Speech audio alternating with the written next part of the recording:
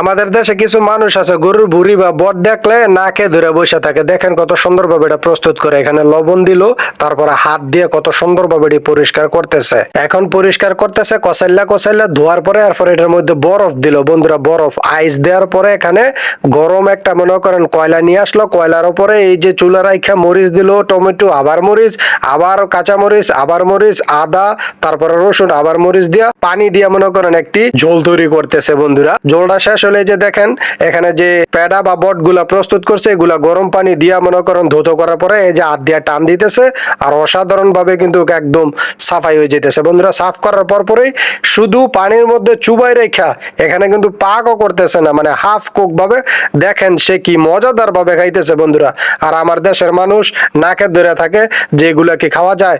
তাদের খাবারের স্টাইল দেখলে পুরা মাথায় নষ্ট। দেখেন একসাথে টুকেদার বৈশা পিকনিক করে ভাবে খাইতেছে ওরা। মুখে রুচি থাকলে সবই খাওয়া যায়।